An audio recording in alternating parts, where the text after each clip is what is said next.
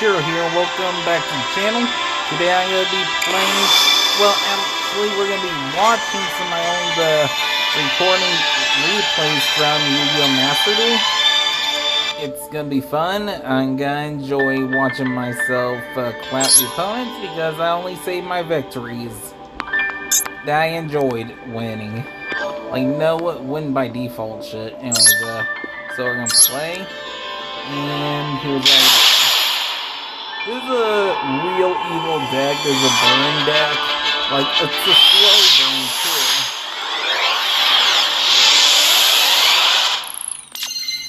So, yeah, this is great. So, first I play self-destruct hands in defense mode. When it attacks, it'll do 1,000. When it goes to the graveyard, it'll do 1,000. That's really good. Now I got Master of the Curse, Zoma the Spirit, Secret Blast, and that's about all of them.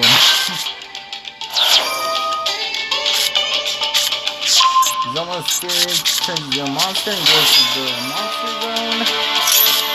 Activate Secret Blast and inflict standard damage for each monster who possesses. Does 600 damage. That's what I need this here. There we go. Sorry about that. The device is being a little finicky. Anyways, let's go to home. And let's see what I can find under home. Oh. This is from when I searched me. Let's see. Oh, this is definitely me. Anyways, yeah, that was a mistake on my part. No, not watching that. Not watching that. Anyways, oh. Yugi draws from his hand? Nope. Girl plays being born and pops off on Crony for being a RP rule. Nope. Oh, Brick or Lucky? Exodia the Forbidden One. That's cool. Let's see. Oh. Armas joins the column featuring Nina, Kosaka, Shoto, and Mista. Nope. Nina can't afford vanilla extract, so the Takodachis help her out. Oh my god, that'll be funny.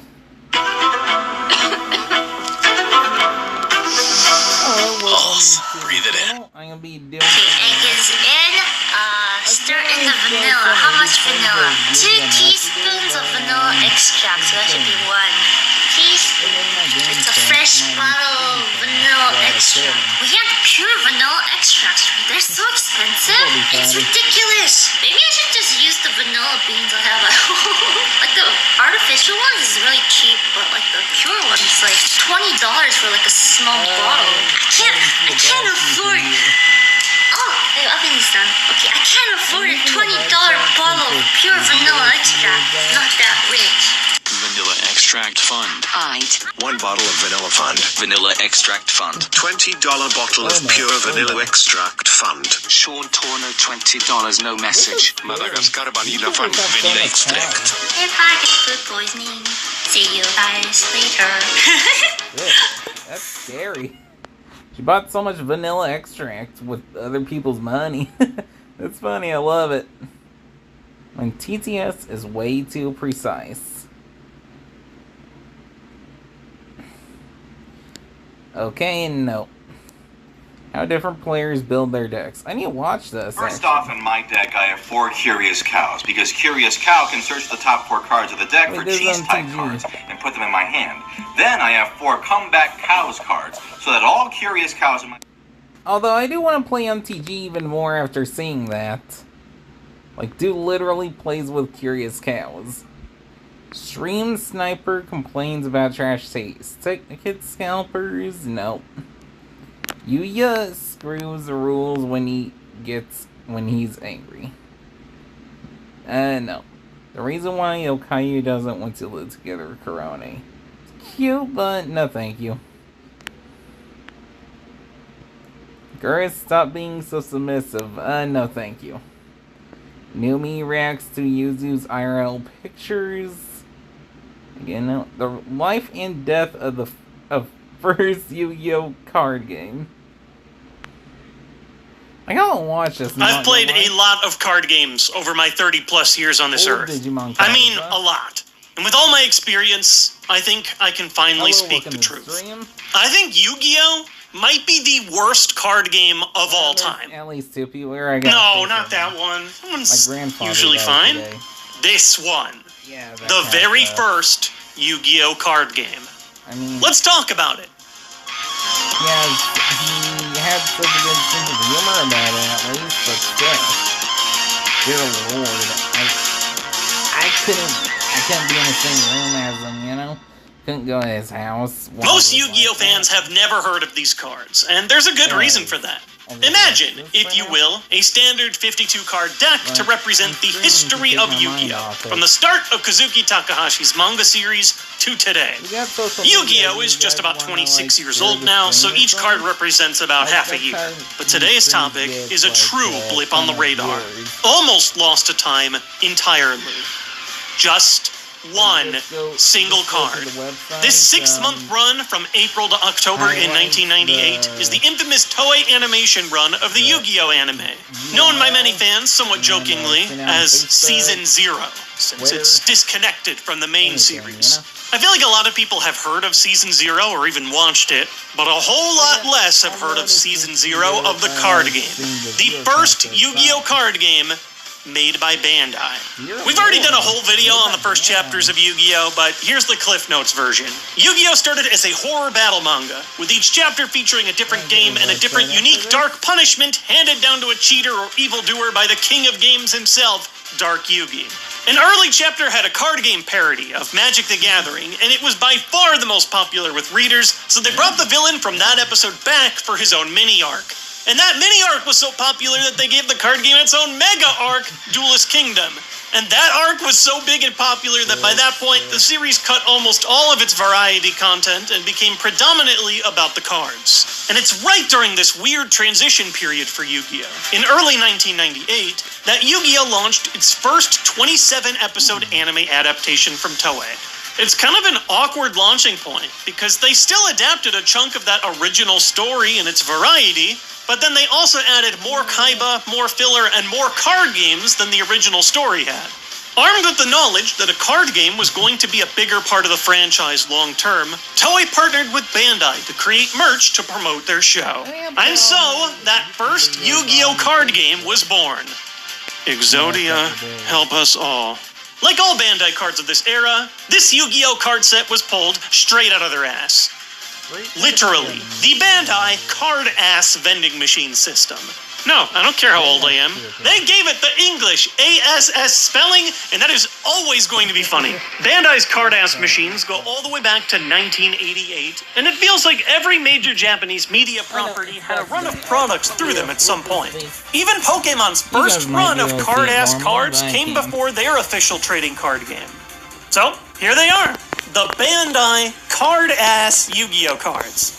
Considering that there's only a tiny bit of existing lore to go off of, these first Yu-Gi-Oh! Cards actually resemble the cards from the manga pretty accurately.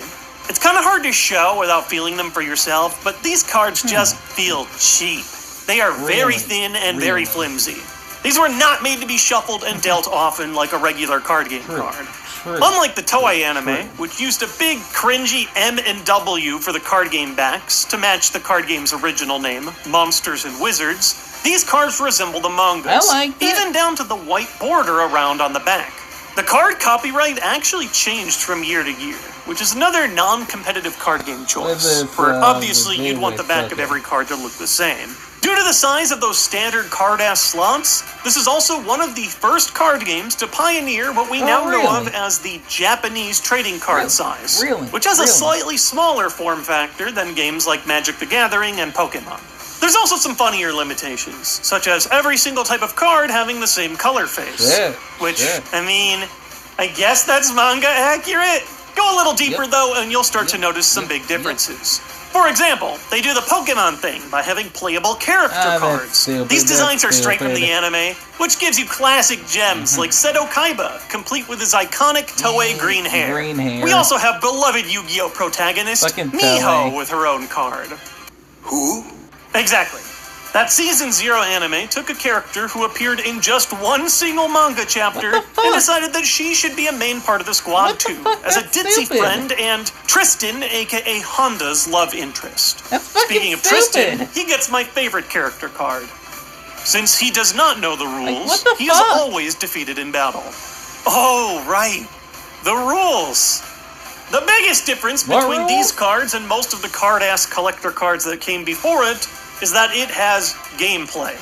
Instead of simply printing pictures of all the characters on the cards and making it a collectible and calling it a day, they attempted, like the story, to make it something that you can actually play with other people. Now, imagine that you're distributing card game singles via a vending machine instead of regular sealed product. And nationwide internet isn't a thing yet. You wouldn't have an easy place to give people a rule book, so your only option, I guess, would be to write the rules on the cards themselves. Oh my god, they wrote the rules of the game on all the cards! What? I'm just dumbfounded. It sounds truly unbelievable, but yes, rules. Collect them all. Almost every card has one of the game's 13 rules written on it. Imagine, you gotta keep a stack of all 13 rules lumped together like some kind of maniacal modern-day Moses. I know the Tristan card says he doesn't know all the rules, but I'm gonna be honest with you. I don't think anybody really does. Nobody. Now it's time, meet your friends in the world of Temtem. Don't miss the ride. Temtem, really? Why? I don't play this game. I don't even want this game. Fuck, stream don't get taken down. You ready? Weird Here's ad. all 13 rules in the Bandai Yu-Gi-Oh game. Abridged. Both players use the same number of cards. Draw 5 cards to start the game. Every turn you can play a monster to start a battle. You compare your attack to the opposing monster's defense, and if your number's higher, they're destroyed. But if your defense is lower than their attack, you're destroyed too. After a battle, draw a card and end your turn. Play until both players' decks are empty. You can play any spell, trap, or equip card face down, and you can activate them anytime during a battle, then discard them. At the end of the game, count the stars up for every monster you destroy. Player with the most stars wins. And even if only one of your decks is empty, keep playing until both of them are. And that's it. That's everything. Any other question you might have, you just gotta make it up by yourself. I know there are a lot of people that feel like modern Yu-Gi-Oh! Has become too complicated, but this is so ridiculously in the opposite direction. Look at a regular card game rulebook. You've got a lot to explain. As I briefly described this game in the past, it's just fancy war. Big number wins. It barely qualifies to be a game of any strategy or thought. And on top of that, now that we have a game with rules, the end result is pure chaos. Attempting to play this game only creates more questions than answers. Like, how do you decide what you and your opponent need to have equal deck size? Are there no card limits for multiple copies of a card? Because stuff like Yami Yugi just beats everything. Plot armor. You only draw one card after a battle, so what do you do if your hand is all spells and traps? This game has Exodia, and the auto-win condition if you have its 5 pieces, in a game where you play until you've drawn your whole deck. Speaking of multi-part monsters, eat your heart out, Pokemon V Union! Over 20 years ago, Bandai Yu-Gi-Oh! Was giving us the iconic multi-card combo card, Blue Eyes White Dragon 3-body connection. But also, what's the point of combining 4 cards when later they would just print the thing as 1? Also, this attack might be the biggest overkill of all time. You assemble the combo with Wicked Chain, and then you can attack 3 times consecutively. 1 for each head. No, I'm sorry, that would make too much sense. You can attack 8 times consecutively. ESPN, the Ocho. And what's stopping you from playing just one level 1 monster card and a bunch of removal? Guaranteeing your opponent will never earn more stars than you. There's also a ton of cards that are straight up not explained. Like Elegant Egotist, which just vaguely says, transform a specific monster. Or Cyber Shield, which equips to a female-like card illustration. I don't think there's a way where we can qualify that. But also technically, Blue Eyes White Dragon's original form, no way! I'm done overthinking this. This is over. This is not a serious card game. There was no organized play, no tournament reports, and it was clearly not made with any kind of serious competitive play effort. At face value, this game existed as a very loose set of guidelines where kids could then take the cards and make up their own rules as time went on. As a whole, it's just so strange to me that they decided to not make it like Yu-Gi-Oh! Like, I get it, early Yu-Gi-Oh! Was just making stuff up on the fly. It was. And the card game is meant as a simple vehicle to tell a story about its characters. They played the card game like 2 times before Duelist Kingdom. But still, no life points? That just feels wrong. There's also a lot of things that will take regular Yu-Gi-Oh! Veterans by surprise. Tons of cards are given completely different attack and defense values from their originals. And because artwork was primarily based off of the manga, they had to use old designs and guess on the colors. My personal favorite is probably Summon Skull, who has become a giant hunk of pink meat. Ugh. There were also a handful of monsters that were completely unique to either the card game or the Toei anime, to this day, never to be reprinted in any other Yu-Gi-Oh! Source. And perhaps my favorite little piece of trivia for this game is that it was somehow the debut of some of the game's most iconic cards, even before they came out in the manga. No matter how bad or how broken this game is, it will always have the first red eyes ever, and that is kind of amazing. That's kind of amazing. It's not a surprise ending that a different Yu-Gi-Oh! Card game is going to take over. But what may be a surprise to some of you is how it all went down. Yu-Gi-Oh! Was slowly gaining ground in popularity as a franchise, and sticking with the card game theme was definitely helping. But what really launched them into the stratosphere in Japan was a different licensed property. The video games. See, trading card games were still very young in Japan in early 1998, with only 2 major success stories at this point. There's a reason that the first Yu-Gi-Oh! Manga chapter with cards introduces Magic and Wizards as a hit game in America, with a small following in Japan. Oh yeah, But you know what was mainstream in Japan? Video games. Especially video games about monsters. So when Konami got licensing rights to publish Yu-Gi-Oh! Video games, their first game didn't even have to be about cards to be a big hit. Yu-Gi-Oh! Monster Capsule Breed and Battle released for the PlayStation in July of 1998, and it was a modest success in Japan, selling over 250,000 copies. Its core mechanic was a lesser-focused game of the week from the manga, the tactical capsule monster chess. Konami also began doing a little sneaky merchandising move. They made Yu-Gi-Oh! Cards! No, not those cards, and not those cards, but different foil promotional cards that also looked a lot like the ones from the manga. Each game came with a set of 3 cards, which, if you've bought any physical Yu-Gi-Oh! Game before, might sound like a pretty familiar trend. But Konami's real magic wouldn't happen until a week before Christmas in 1998. By then, they had also caught on to the heart of the cards, creating the first Yu-Gi-Oh! Card video game for the Game Boy, simply titled Yu-Gi-Oh! Duel Monsters. It's one of the absolute oldest titles published for the original non-color Game Boy, and that did not matter one bit. It was an overnight sensation, selling 600,000 copies in its first week and ending up with over 1.5 million sales in Japan alone. It's in the top 15 bestsellers in Japan for Game Boy games of all time, even outselling the Pokemon card game for Game Boy in its home country. It was simple, and kids loved it. It wasn't quite the rule set for Yu-Gi-Oh! That we know today, but it was a whole lot closer with life points, direct attacks, face-down monsters, and all. And of course, it came topped with 3 more Konami Yu-Gi-Oh! Promo cards for good measure. This single game changed Yu-Gi-Oh!'s destiny forever. And it's not like Konami came out of nowhere. They were a regular sponsor of the Toei anime as well. They bought in. It sounds overdramatic, but I think Konami got Yu-Gi-Oh!'s card game merchandising rights overnight, before the clock even turned to 1999.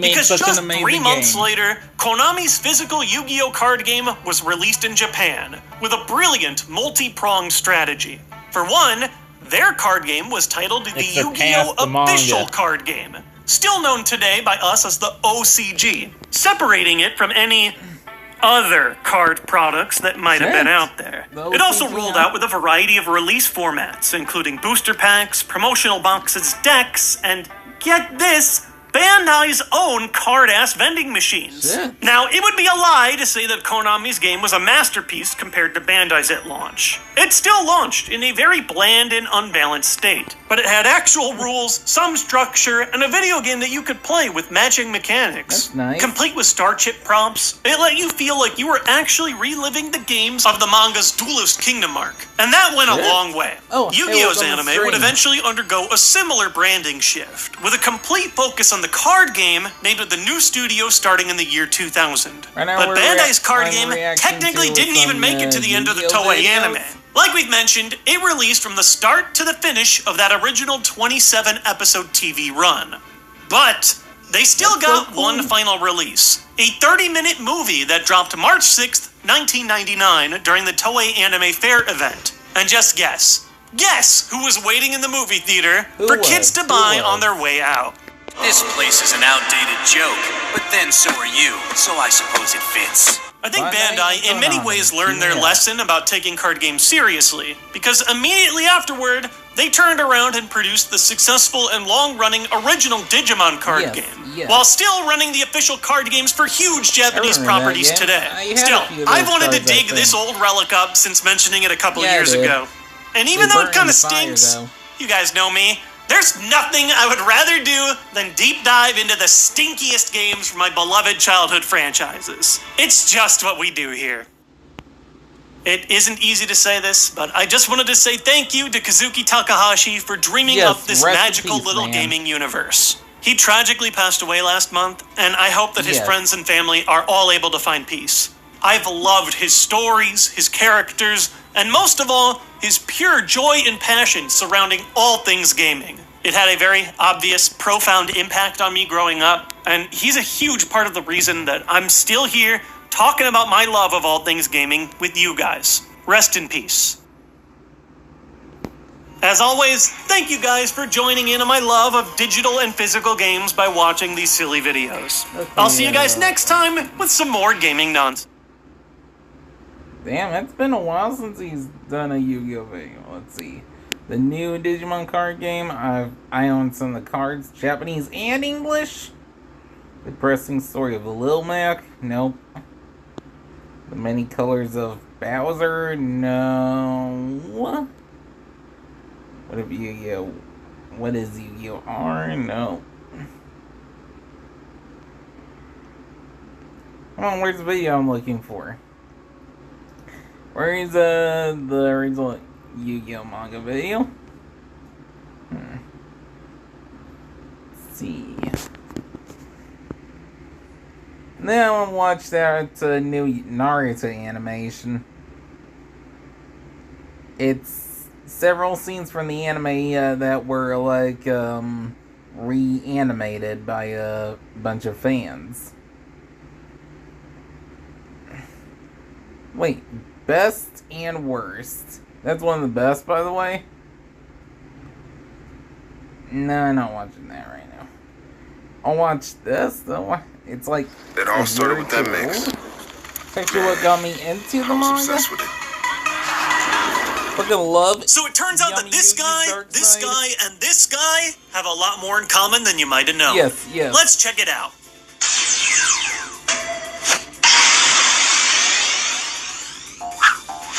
Lately, I've been obsessed with Yu-Gi-Oh! It all started when I learned that you could put Legacy of the Duelist on the Switch if you have the Japanese eShop. Months Don't know why, before the not game much drops here in the difference. US. Instantly, it was like a trip right back into my childhood. I loved the original show, and I played the game competitively during some of the earliest tournament formats. But Legacy of the Duelist let me dig up nearly 15 years of the game's history that I missed out on growing up. Soon, I was watching old seasons of the show, going through all my old cards to make a cube draft, I'm checking out structure Damn. decks, I'm opening reissued packs of sets from my childhood. Oh, we got a Jinzo, baby! You know how there's a mobile game based on the Yu-Gi-Oh card game? Well, it turns out that there's a card game based on that mobile game. I was digging deep into the Yu-Gi-Oh lore, and just like the archaeologists who discovered the Millennium items in the original Yu-Gi-Oh story, when you dig deep enough, you can find some pretty crazy stuff. Oh yeah. Here was my Yugi is descent fucked into up. darkness. Top floor, you got the 4Kids English anime, which is He's the nice, only but he's Yu-Gi-Oh kinda story fucked most up. people that I know have seen. The show is known for its almost comical levels of censorship, from you're an finger asshole, guns then to you're the Shadow Realm, to the removal of any religious symbols, to the And cover-up of cleavage. anything remotely sexual. So the English anime is a toned-down version of the Japanese anime. But it turns out that the for some Japanese reason, anime cleavage is a wasn't toned-down allowed. version of the first Japanese anime. The finger This gun, gets for a little confusing, but in 1998, there was a one-season anime by Studio Toei simply titled Yu-Gi-Oh!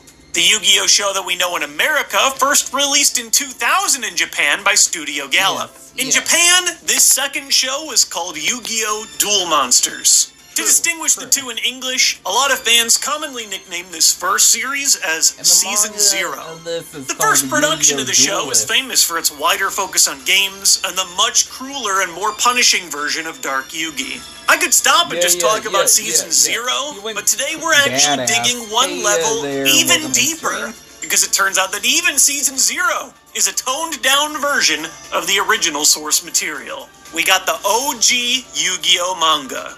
Written by Kazuki Takahashi and first published by Weekly Shonen Jump in 1996. This is a dark tale of violence, games, and judgment. It's so many steps removed from the neutered show that I grew up with that it feels like a completely different story. Shockingly, the Viz Media English localization of the manga is extremely light on censorship this time around. And it's pretty damn good. Okay, some quick manga stuff before we get started. I'm going to be using the Japanese names for these characters since that's what they use even in the English manga. Also, the version of this story that I read was the Viz Media 3-in-1 volume packs that you can see here. If you're interested in buying this manga and want to help support the show, I'm going to leave an Amazon referral link in the description below. The images from the manga that I'll be using today are from the more recent Japanese Bunko digitally colorized manga. These look extremely good, and I hope that someday they'll see an English release in the future. The phrase Yu-Gi-Oh! In Japanese literally translates to King of Games, and that's exactly what our hero becomes. Really? The manga follows the real-life theme of some of the earliest games known to mankind being discovered in Egypt. When Yugi solves the ancient Egyptian Millennium Puzzle, he inherits the soul of an ancient guardian who passes judgment on the evil. The first 7 volumes of the manga are what most would consider classic Yu-Gi-Oh! These all follow a similar chapter-by-chapter formula. Yugi and his friends find interest in a game or activity, someone evil exploits or cheats in that activity, and then Dark Yugi appears to challenge the perpetrator to a shadow game of his own design. When the evildoer is defeated, they're given a cruel punishment that fits their crimes. One of the most interesting parts of the Yu-Gi-Oh! Manga is that it has a massive variety of gaming inspirations to make up its scenarios.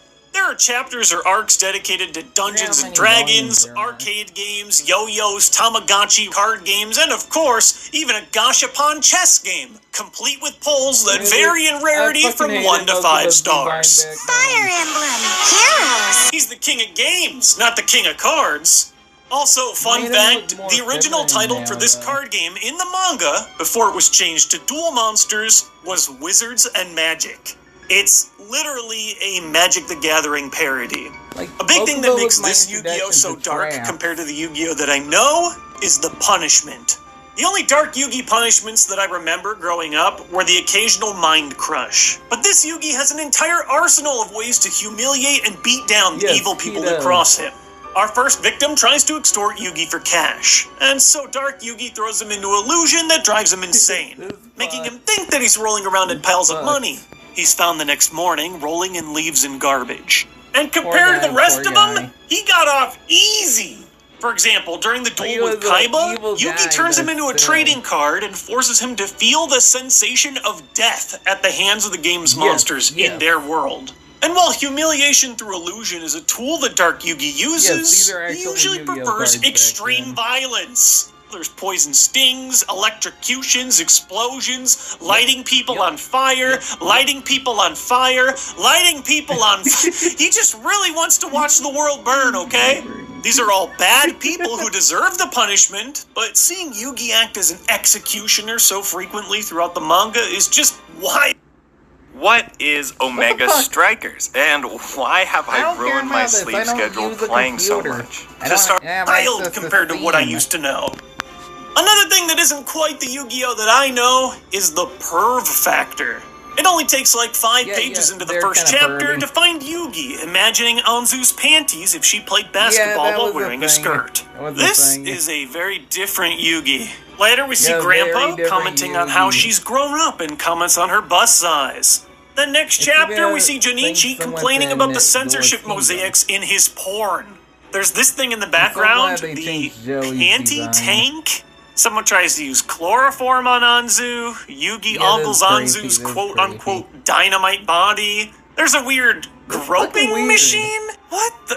Man, it has gotta suck to be the one girl in a shonen manga. These moments aren't super common, and they definitely do die down as the story continues, but they threw me off. The English anime and cards are so prude, they want to pretend that cleavage doesn't even exist. So even that small jump from Babyland to T for Teen Land can feel like a giant leap.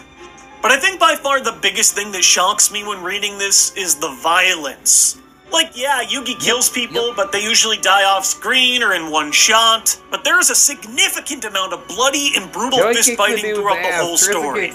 Broken jaws, teeth getting knocked out, hands getting impaled. This is intense. But nobody gets a beatdown like Yugi. Lil Yugi is constantly getting his ass whooped. I started counting, and over half of the first couple volumes feature stories where this kid gets punched in the face. It's just nonstop. And boy, have we moved up from the finger guns. There are weapons everywhere. Tons of guns, multiple serial killers, tasers. Everyone has a knife. He's got a knife. He's got a knife. Yugi's got a knife. Freaking Mokuba? And let me see what you have! No! Like I mentioned, the first 7 volumes of Yu-Gi-Oh! Play out in this dark but passionate love letter to all things gaming. The original English printing of these volumes was simply titled Yu-Gi-Oh! But starting with volume 8, things start to change. The manga starts to line up with the storylines we know from the anime, and card games completely take over. Between Duelist Kingdom and Battle City, more than 20 of the next consecutive volumes are entirely about the Duel Monsters card game. Okay, almost entirely. In English, this huge block is called Yu-Gi-Oh! Duelist. Now, they might be card game arcs, but they do still have that classic manga edge to them. Tons of characters actually die during Duelist Kingdom, including Bandit Keith being forced to shoot himself in the head after being caught cheating, or Pegasus having the Millennium Eye graphically removed from his face. Oh, God, ew, licking the blood off of it. That boy ain't right. But regardless, it's definitely jarring to go to only card games after reading those first couple volumes. Almost all of the rest of Yu-Gi-Oh! And its expanded universe is trading cards. Cards have become the brand's identity. I started searching for an answer, trying to find out why this series went from all games to just one game in such a sudden way. The author constantly talks between the chapters about the different games he loves, citing his absolute favorite as tabletop role-playing games. Every single chapter of the manga even comes with a little do-it-yourself board game that you can play, full of different rules and genres. So with all this variety, why only cards? Kazuki Takahashi doesn't speak to the press that much, but I finally got my answer in the Time magazine interview dating all the way back to 2001. Originally, I'd planned to phase out the card game in 2 episodes, but the reader response we got was enormous. Shonen Jump started getting calls from all these kids who wanted to know more about the game, how to play it, where they could get it. At the time, kids didn't really play card games. They were way into video games. But it's much more thrilling to battle against a human being while looking them in the eye than playing with a machine. I realized I'd hit on something, so I began to concentrate on the card game. Another important part to this story is Takahashi's career. He wanted to write manga professionally, but he wasn't able to break into the business for over a decade. After all those years of waiting, those 2 card game chapters finally helped him find an angle to success for the first time. I definitely can't blame him for running with it. Card games or no card games, I still really love Yu-Gi-Oh! After all these years. Sure, this version is lewd, it's crude, and it's got one mean dude, but the old school Yu-Gi-Oh! Manga is full of more stories with the same great characters I grew up with on the TV. As someone who has also walked a life full of different types of games, from the tables to the screens, It's been a blast going through this little chapter before Yu-Gi-Oh! Became all about the heart of the cards. And that isn't where the story ends. Takahashi might have gotten swept up in card game mania in the middle, but he got to end Yu-Gi-Oh! On his own terms. The final 7 volumes close out Yugi's original story. In English, they were titled Yu-Gi-Oh! The Millennium World. If you've seen the Yu-Gi-Oh! Anime, you might have noticed a lot less card games in the show's final arcs. But one thing the anime doesn't really capture well is the final shadow game of the story.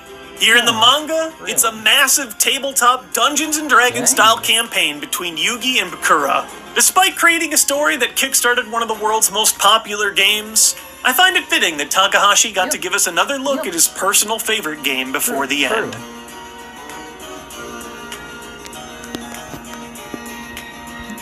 I love that he ended Yu-Gi-Oh! On his terms rather than on what was popular. You know? And, let's see, where is it? Oh. Best and worst cards? Gotta see To this. reduce the risk of wildfires, PG&E may proactively turn off power when severe weather Fuck is off, forecast. you're the reason my town burned down. Draw your last pathetic card so I can end this, Yugi. My grandpa's deck has no pathetic cards, Kaiba. So, that was a lie. Let's talk about it. Yep.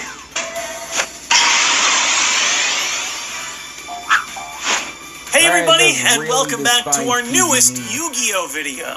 It's been amazing seeing so much support for new topics over the last couple of weeks, which is perfect for me, because I continue to fall deeper and deeper back into my old teenage Yu-Gi-Oh! Addiction by the day. The research I did for the last couple of videos had me going through the entire original Yu-Gi-Oh! Story, both the entire manga and a rewatch of the original anime. When you go through a show like this in such a huge binge, you start to notice some patterns that you might not have remembered when you first saw this show every once in a while. Stuff like, gee, Yugi sure gets bailed by magical hats a whole bunch, or, man, this card doesn't ever seem to help Yugi, or, oh my god, does he stack the deck just so that he can start with the mediocre Celtic Guardian every game? It got me thinking. In the original Yu-Gi-Oh! Story, what are Yugi's consistently best and worst monsters? Whenever we see a monster hit the table, what are the odds that that monster's going to help lead Yugi to a big fat W? After going through all these battles over and over again, I did my best to devise a system for determining card value using Yugi's duels. I call it Hoi-Kag, or how often is Yugi's card actually good? Epic. Each duel I awarded a score to each monster that Yugi played, based on its overall value during the game. The main thing I tried to score here was board position value. Every time a monster destroys an opposing monster, that's plus 1 point. And if a monster gets destroyed by the opponent, that's minus 1 point. Since Yu-Gi-Oh! Is a game of life points, I also wanted to give a little love to the creatures that go to the face. If a monster deals life point damage, I awarded 3 tiers of points depending on how much damage it did in the duel in total.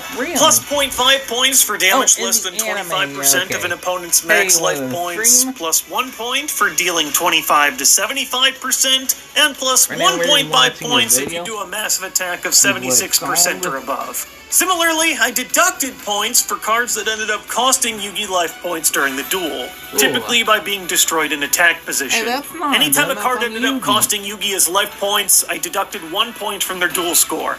Because duels are anime fights and almost always end in a single card making a miraculous, specific combo at the perfect time, I also gave love to cards that delivered the killing blow. Either dropping life points to 0, or forcing an opponent to concede. Plus 1 points to monsters if they dealt the killing blow in a duel. Sometimes, the most useful thing a card does is sacrifice itself to become part of something bigger. I awarded half a point to cards if they were intentionally tributed for tribute summons, rituals, fusions, or card effects. Finally, and this was the toughest thing to consider, I also awarded plus 1 point to monster cards that provided a significant positive effect activation during the game. Things like allowing Yugi to draw more cards, Kuribo saving Yugi from taking life point damage, that kind of effect. I also awarded 0.5 points if a monster allowed Yugi to use a specific combination spell or trap card. For example, Yugi can only use the Mystic Box card with Dark Magician in the anime, and Kuribo's almost always the only card that allows him to use Multiply. I really wanted to put my main focus on the value of a monster card by themselves, but if their existence is necessary for another card in Yugi's deck to work, I decided to give a small reward for it. This total point system is far from perfect, and there are so many moments where I had to jump in and make a subjective decision for weird scoring decisions. And since this is a question of consistency, I took a monster's total score and divided it by the total number of duels that they were a participant in. In order to get something remotely close to a sample size, I made a rule to only count cards that participated in at least 3 duels. Sorry, Exodia! As far as which duels we looked at, I decided to follow the anime this time around, but I still did keep a focus on the manga canon duels. Mostly this means the 2 big arcs that everyone remembers the most, Duelist Kingdom and Battle City. I think I ended up letting a couple of filler battles squeak in here or there between the 2, but I skipped the biggest filler arcs. Noah stuff, Orichalco stuff, these pink-haired dudes, the movies. I also skipped duels where Yugi wasn't using his own cards. That type of stuff. This still gave us 26 individual duels to analyze, and at the end of pages and pages of logging and double-checking my work using that fantastic Yu-Gi-Oh! Fandom wiki log, we ended up with 22 eligible monsters, all with a final score and average here somewhere on this chart. I'll save the top 5 and bottom 5 for last, but here's my official Hoikag middle of the pack. Oh boy. Fucking contact commercial. Snuggle Super Fresh. Comfort for every moment. With 5-in-1 odor elimination. Why skip it? Oh boy. We've got a lot to unpack here. I think the biggest thing that jumps out to me right away is this. Right here. Dark Magician just barely whiffs the cut for top 5. I always think of this card as Yugi's ace in the hole, full of tricks and cheats to automatically win the game when Yugi needs him to, but I was surprised to see how few games Yugi actually wins using Dark Magician specifically, and how many times Dark Magician himself gets tossed. Ghost Kaiba cooks him with blue eyes, Mai crushes him with Harvey's pet dragon, Rebecca's Shadow Ghoul eats him up. He still puts in a lot of work over the candidate-leading 14 duel appearances he showed up in, but some of those lackluster performances kept him a little lower than I expected. Summon Skull on paper is fantastic, and Yugi's strongest one tribute monster, but we don't get to see a ton of it past Battle City, where they actually introduce tributes into the game rules. He also has a serious Pegasus problem, getting timed out in Fight 1, and then humiliated in Fight 2 by getting dunked on and then turned into a Toon copy. It actually seems pretty appropriate to me that Karibo is right here in the middle. He has some huge multiply moments that saves life points every now and then, but most of the time he was just a meat shield to block damage in defense mode. And Celtic Guardian stands as the lone force before we enter the treacherous bottom 5. He's the perfect example of the early game grunt that tries his best but eventually gets whooped before Yugi pulls out the big guns. Now, normally for this kind of video, I save the worst for last, since you guys just love to see me tear stuff to shreds, but I'm gonna do the bottom 5 next. Mostly because they're all here for the same reason. These cards got destroyed without contributions consistently. Classic early game chumps. They're trash cards, and getting trashed is what they do. Except this one at the top. Giant Soldier of Stone? It has 2,000 defense, and it destroyed the moon! How'd it get down here? Well, it had that one shining moment, and then it got destroyed in defense mode for 4 consecutive duels after that. I guess you could say this stone crumbled under the pressure. And at last, we got the cream of the crop. The cards that helped Yugi the most, or more accurately, let him down the least. Number 5 is Alpha the Magnet Warrior? Oh yeah. Really? Okay, first I kind of scratched my head on this one, but the numbers do add up. The true alpha of the Magnet Bros actually delivers a killing blow against Seeker in his debut, and it also consistently contributes by either destroying monsters or offering itself as a tribute. Number 4 is my girl, the one and only waifu, Dark Magician Girl. Her main highlight for points was her debut dunking on Arcana, but she also has a handful of solid performances and card-specific trick cards, such as the Merrick obliterating Ragnarok that was split between Dark Magician and herself. Number 3 and number 2 are actually tied, both creatures racking up +4 points over 3 duels. One of these two semifinalists is Slifer the Sky Dragon. Damn. Yugi's OG God card that negates effects, Of course, instantly you use that destroys card a weak lot. creatures with its second mouth, and has an incredibly high attack ceiling. This crimson It creature barely ever cremates lost. Bakura and holds its own against Kaiba, giving it an astounding 2-game debut. Easily beats The thing that really Bakura. docked Slifer's points was a poor Bakura. performance Is against it Merrick, Bakura? getting gobbled up by Ra Hey there, not number once, 9. but two Welcome different to the times. stream. Our other second place finisher is the one and only Catapult Turtle. Catapult This card's a Turtle. straight up gangster, launching its own allied cards at the opponent for wild effects. It launches into Hello, Panic's Mystery. castle and buries his whole army. It annihilates Mai's pet dragon. We're It gonna watch flings the the Millennium Naruto, Shield to oblivion. Just don't mess with the reanimated, turtle. video But our in number a one, sec. most powerful, and most consistently helpful, best Yugi's card top Yugi 5 best uses cards. is Beast of Gilfer? Really? I expected, I don't know, anything else? Not Yeah, this? really? Now, Beast of Gilfer barely qualified for my metrics by Hello, appearing in Mystery. only 3 duels, but the biggest thing that somehow put this card here is that Beast of Gilfer Damn, the can amount do of no people wrong. viewing my It video, only my does stream good things. has really Yugi intentionally skyrocketed. discards it to equip itself and weaken Loomis and Umbra. It trucks its way to multiple destroyed cards against Like, the why are there possessed so many Joey, people here? and it This is absolutely great. dominates in the 4-player free-for-all, destroying a monster, staying alive, and dealing its full attack value to Joey's life points.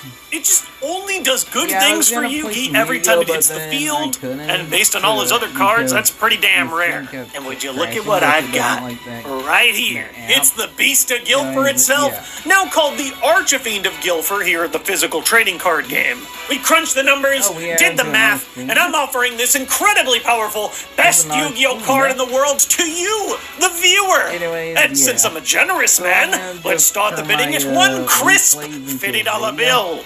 What? Oh, oh no. don't Don't trust film a those video scammer with sites your like name because eBay mine's and, on the and screen. such. I'll No, do it those are tomorrow. incorrect. You see, those Morning. websites didn't take into account all the math. Did they do all the numbers like this? No, the numbers never lie. Thank you very much. Please send your money today. Oh yeah, that's great. That's an Naruto video. Come on, click on there.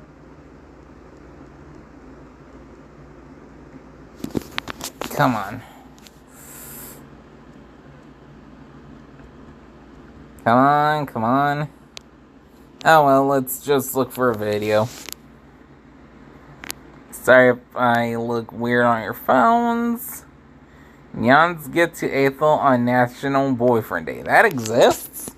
Here's a Well, song I about never a brownie heard this paper towel. story. When a little Van Gogh draws on your door, or a little bit of good. That'd be sweet. Here, I'll ask him. Okay. Yeah. Let me know. Let me know what time it starts. I'll let everyone know. Happy boyfriend day. Wait, where's the? I thought. What? Yeah, guys, today's Boyfriend Day. Did you know it's National Boyfriend Day? Is there like a mariachi band coming or? Maybe. I'm making dinner tonight. Okay. That's funny. That's fair. Yo, I went to go get water and Yan said to check my Hello, we're DMs gonna because she stream. made something. What do you think she made? She said, check your DMs. I We're made gonna something. be watching a ton of Oh my videos god. tonight, just Oh random my ones. god. Holy fuck. If it's a reaction to a reaction, it will do. Wait, I can't hear it. Your dog mariachi band. Wait, can you guys hear it? Alright, I hear it. This is on YouTube, so it should be fine, okay, Susan? It's already something that was on YouTube.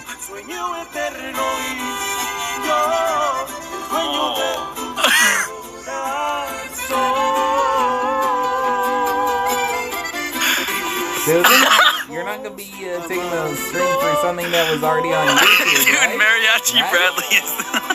There's no way. This is fine, right? Right? It's on YouTube, it's under a specific brand, then it's Holy fine. fuck.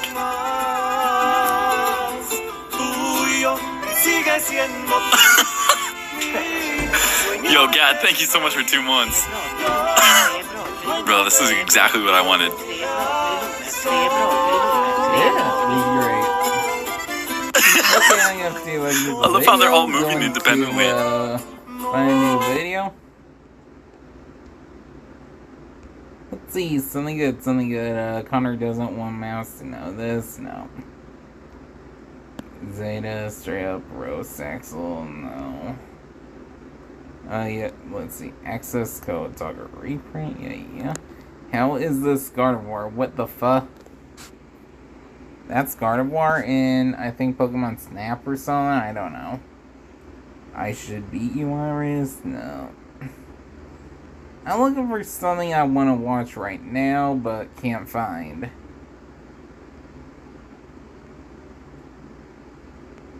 Let's see. Why the fuck is she watching that? Claremind XL Synchron. Nope. Let's see. Each go for Spunkai. Why I like Bleach so much? No, not that. I'll watch that later on my own. Thoughts and worst things I ever have in Spider-Man? No. And let's see. Wheel Doom, We Can't Laugh. Featuring Fillion. No. Come on, the video I want to watch right now. Where are you? See, the best fight you ever see in your life. Shit. No, that's... I don't watch those. Something good, something good, something good.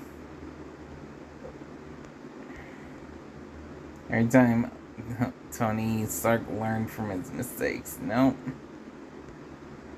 There's a lot of stuff I could watch, but there's stuff I want to watch right now. I just don't know what I want to watch. Let's see. Something good. I gave the real Zakuna an edible cursed finger from Jujutsu Kaisen. Nope. By the way, if you could eat a cursed spirit, if you could eat a finger filled with cursed spirit energy, would you eat that in order to get strong? The question is, why wouldn't you? Because for one, if you got high tolerance, the spirit won't take over you. That's interesting. Oh. Tons of superheroes who aren't as powerful as they think. Wolverine is fucking strong. What you talking about, person? When you play too much Horizon Forbidden West, huh? Rebecca's Big Secret. Cyberpunk Edge Runners. Does she cosplay? Kinda wish I could search stuff. Let's see, something good. I'm looking for a bunch of shit, but don't know what I want to watch right now. I'll watch later on my own time. Winner gets loser's rarest card, Magic Ruler. Nope.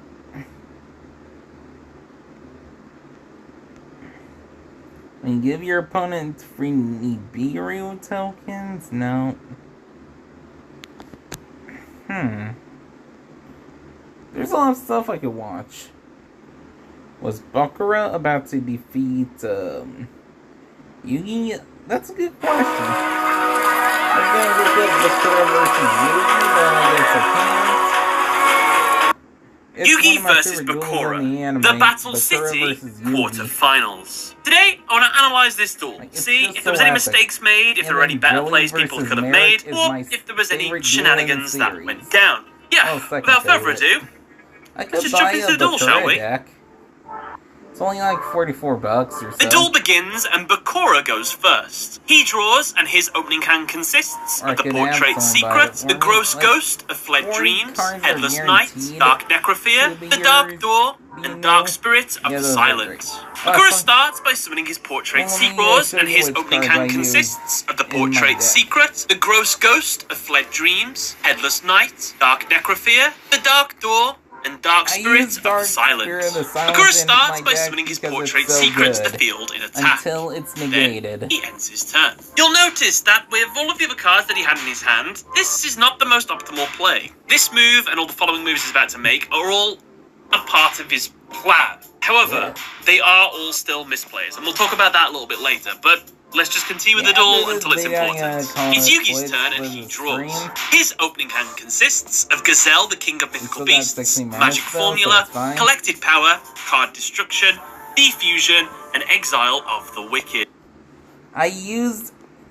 let's see. I used card destruction quite a bit.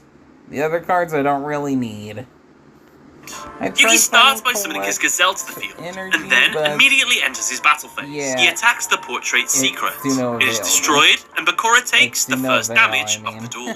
Yugi sets his magic formula face down and ends his turn. It's Bakura's turn, and he draws Dark Sanctuary. Despite its impressive 1,800 defense points, Bakura summons his Gross Ghost of Fled Dreams in attack mode. Bakura ends his turn. If you're wondering why he didn't activate Dark Sanctuary here, it's because Dark Sanctuary doesn't work unless Dark Necrophia is in the graveyard. This card is very different to the real-life version if you're comparing it to that, but we'll talk about it a bit later as well. It's back to Yugi, and he draws Gamma the Magnet Warrior.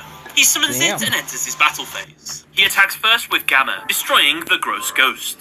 He then attacks directly with Gazelle. After the damage, Yugi ends his turn. It's Bakura's turn, and he draws Destiny Board. Bakura yet again makes an insane play. He summons his Headless Knight in attack mode, despite its 1700 defense. And yet again, Bakura simply ends his turn. It's Yugi's turn, and he draws Monster Reborn. Unable to summon any more monsters to go for game, Yugi attacks with Gamma to destroy Headless Knight. He then attacks directly with his Gazelle. Bakura is left with only a morsel of life points left. Yugi ends his turn. But wait a minute! Yes, observant viewers will have noticed. Yugi could have won this turn very easily. He has two choices for victory here. One, I'm just going to activate Monster Reborn, bring back one of those monsters of Bakura's I destroyed, and now just attack with all three monsters for game. Or, scenario 2, I have this Exile of the Wicked spell card in my hand. Its effect lets me destroy all fiend monsters on the field. I'll tell you what I'll do. I'll destroy Bakura's fiend monster on his side of the field, and then just attack with my other two monsters for game. I'm sure you're all asking, well, there's gotta be a reason why he didn't do this play. There is. It's the plot. This is one of those situations where we're not really supposed to know Yugi has these cards in his hand. The show doesn't show you that he has them. Unless you reverse engineer the duel, that's how you know he has these cards in his hand. Unfortunately, the only reason he didn't use these plays is because Yugi would have won too quickly in the duel. So I'm going to have to say Yugi made a huge misplay right here. It's Bakura's turn, and he draws Earthbound Spirit. Bakura finally reveals that Yugi has played right into his trap, as he wanted those monsters to go to the grave, because now, with 3 Fiend-type monsters in his grave, he can banish all 3 to special summon his ace monster, Dark Necrophia. For those at home, this is what Dark Necrophia looks like in the dub, whereas in the sub, this is what she looks like. Cool. I don't think they liked the spooky baby, especially when it melts a bit later, but yeah, there you go. Now with a decent monster on the board, surely Bakura will attack and do some damage, right? Well, no. Instead, he sets his Destiny board face down and Dark Spirit of the Silent and ends his turn. We're barely 7 turns into this duel, and we have so many misplays. Let's go through what Bakura did wrong, shall we, and see if we can explain it. First, why didn't he summon his monsters into defense to achieve this exact same result? Save him some life points. Well, Kaiba does answer this in the sub. He says Yugi might be hesitant to attack face-down monsters, so he wouldn't be able to enact his plan. However, this is extremely flawed logic. Almost never in the history of Yu-Gi-Oh! Do people choose not to attack face-down monsters or defense position monsters in fear of something bad that might happen. It happens every now and then, but it's so rare, so I don't buy this at all. So this is a misplay, Bakura. Bad play. So with this in mind, Bakura just might as well have played normally. Just summon some monsters into defense. If you can beat over any monsters, go for that instead. And then use Dark Necrophia as a backup plan. Much better play, really, isn't it? In fact, speaking of all of this as well, if Yugi would have drawn one more monster, which is very likely, I might add, Bakura would have lost. It's not like he's set in back row to keep himself safe. So if Yugi would have just drew literally anything with more than 450 attack points, this duel would have been over right there and then. And then the final thing. why didn't Bakura attack with Dark Necrofear and at least destroy one of Yugi's monsters? Well, the reason that he's done that is because he's going to do a play in a minute with Dark Sanctuary to get a spooky ghost on the field. That spooky ghost is going to possess one monster on Yugi's side of the field, but Yugi won't know which one it is. With more monsters on the field, it will make it harder for Yugi to deduce which monster is possessed, and theoretically should result in him attacking himself instead. And while I don't personally agree with that, because if you've got 2 monsters on the field, it's literally 50-50, whereas if you've got 3, it's also less likely for him to choose the one with a ghost in. I don't know. It feels like bad logic as well. Oh, but wait a minute, there was one more misplay. The biggest one of them all. Bakura had Destiny Board last turn. He didn't set it last turn and then activate it this turn. Why did he do that? Why didn't he just do it last turn? Well, this is an easy one again to answer. The plot. Because if Bakura would have set that card face down, he would have won. He would have. Yeah, if I have to give him a defense for why he didn't do it, he didn't set it face down so that Yugi was guaranteed to attack his monster. He wouldn't be hesitant. But can he only do it I think in that's 5 silly. turns? Is that He might why? as well have just set it. So, yeah. It's Yugi's turn, and he draws Dark Magician Girl. He tributes his Gazelle to summon it, and then activates his face-down Equip spell, Magic Formula. This raises the attack of Dark Magician Girl by 500. Now with enough attack points, Yugi enters his battle phase and destroys Dark Necrofear. This leaves Bakura with a mere 150 life points left.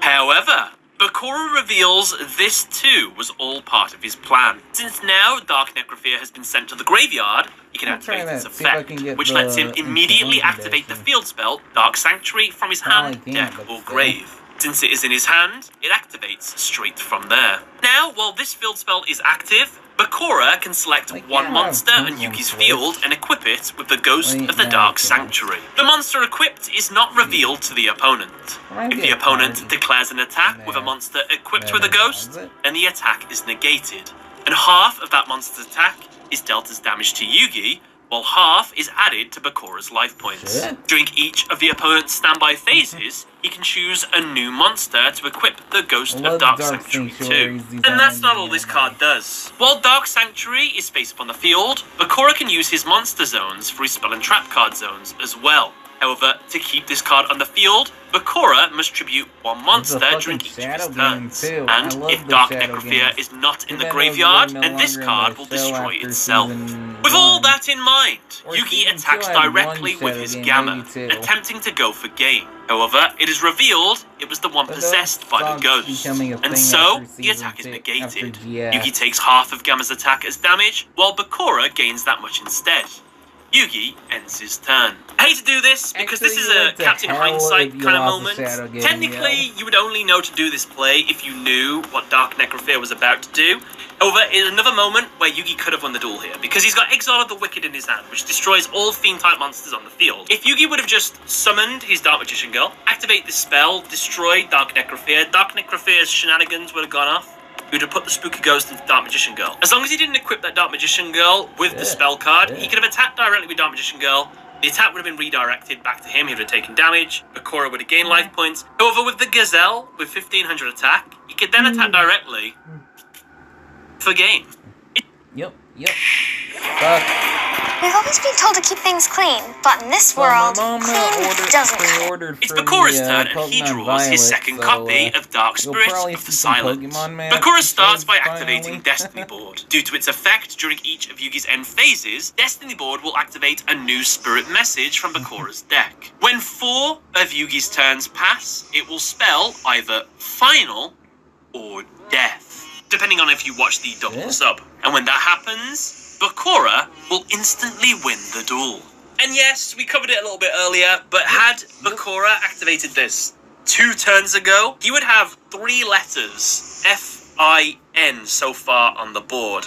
Meaning in 2 more turns, he'd win the duel. And fun fact, had he done that, Yugi would have absolutely no way of stopping this play.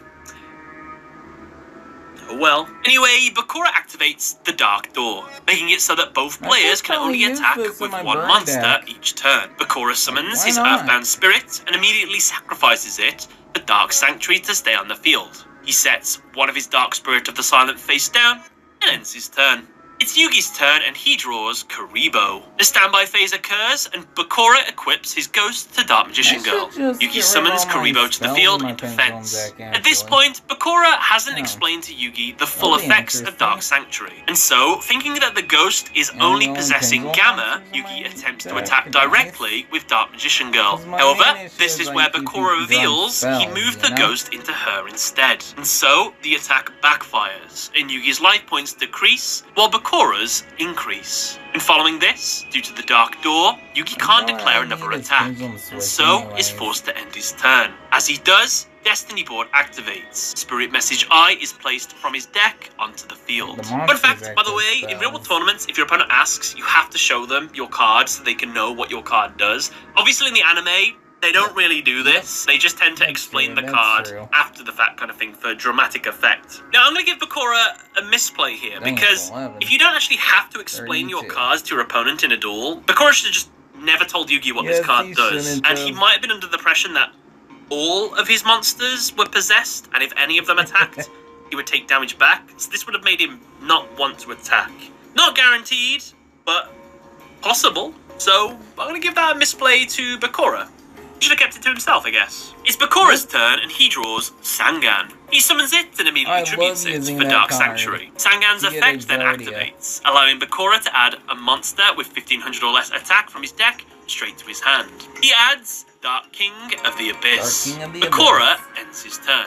Just gonna throw it out there, Bakura should have absolutely attacked and destroyed Karibo. I'm pretty sure he knows that Slife of the Sky Dragon is in Yugi's deck. Yugi needs 3 monsters on the field to summon it. At the very least, just get rid of Karibo for now, and then he can just tribute it afterwards. Same result, but 1 less monster for Yugi. It's Yugi's turn, and he draws Big Shield Gardener. The standby phase occurs, and Bakura chooses to equip the ghost onto Dark Magician Girl again. Yugi summons his Big Shield Gardener to the field into defense. Now, with full knowledge of how Dark Sanctuary works, Yugi chooses to attack with Gamma. The choice was correct, and the attack is successful. However, Bakura activates his trap, Dark Spirit of the Silent. Due to its effect, he can negate an attack, and instead select another monster and force that monster to attack instead. Bakura chooses Dark Magician Girl. She attacks, and since she was possessed, Yugi is dealt the damage, and Bakura's life points increase yet again. Yugi sets his collected power, and Monster Reborn face down, and ends his turn. As he does, Destiny Board plays Spirit Message N from his deck. And right here is the moment where Destiny Board would have won in the duel had he activated it 2 turns prior. So there you go.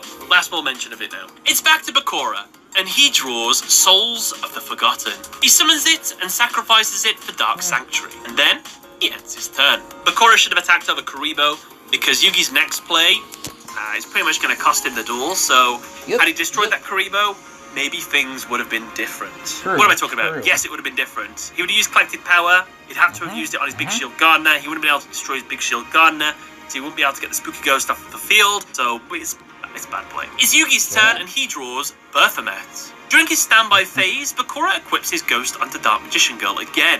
However, Yugi activates his face-down Collected Power. This equips all equip cards onto Karibo. Since the evil ghost of Dark Sanctuary is classed as an equip spell, it too is equipped to Karibo. Following this play, Yugi activates his Exile of the Wicked. This card destroys all theme-type monsters on the field. The only card this applies to is Karibo, and since it was equipped with the Ghost of Dark Sanctuary, it is removed from the field. However, it will return during the next turn. Realizing this, Yugi plays his other face down, Monster Reborn. He targets Bakura's Dark Necrophea, and special summons it to his side of the field.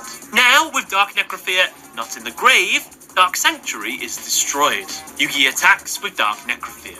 Yugi ends his turn, and as he does, Destiny Board activates Spirit Message A from his deck. However, without Dark Sanctuary, there is no space left to activate the final Spirit Message during Yugi's next end phase. It's Bakura's turn, and the penultimate turn of the duel. He draws and gets Jogen the Spiritualist. He summons it to the field and activates its effect. Now, by discarding 1 random card in his hand, he can destroy all special summon monsters on the field. Bakura discards Dark King of the Abyss. Dark Necrophea is destroyed, and since it was sent to the graveyard, its effect reactivates, replaying Dark Sanctuary to the field again. Bakura then sacrifices his Jogan to keep Dark Sanctuary on the field. He then sets his Dark Spirit of the Silent face down in one of his monster zones and ends his turn. It's Yugi's turn and the final turn of the duel. He needs to draw well, because if he doesn't win this turn, he will lose during his end phase. Yugi, with all of his will and might, draws his Egyptian god card, Slifer, the Sky Dragon. He tributes his Gamma, Dark Magician Girl, and Big Shield Gardener to summon it. He gets one of the best summoning animations in the entire series here, and then, thanks to Slifer's effect, it gains 1000 attack for every card in his hand.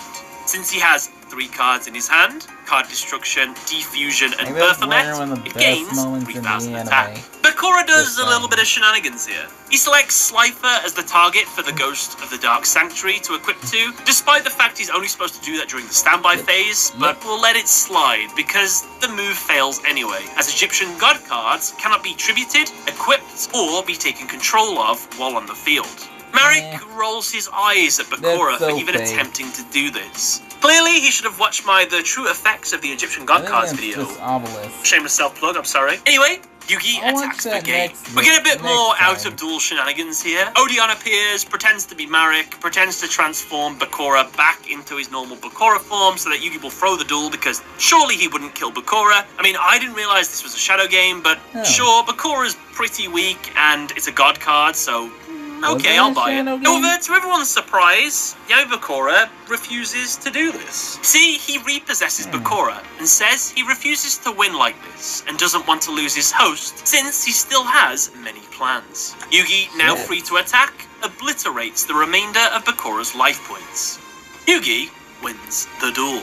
Overall, this was a very misplay heavy duel. Yugi could have won on turn 6, but the plot stopped him unfortunately. Bakura, he could have won on turn 12 with Destiny Board, however, yet again, the plot stopped him too. But yeah, that was the duel. Let me know what you thought of it in the comment section below. But other than that, thanks for watching. Anyways, thanks for watching. This is Shiro signing out. Good day, y'all. Catch y'all later.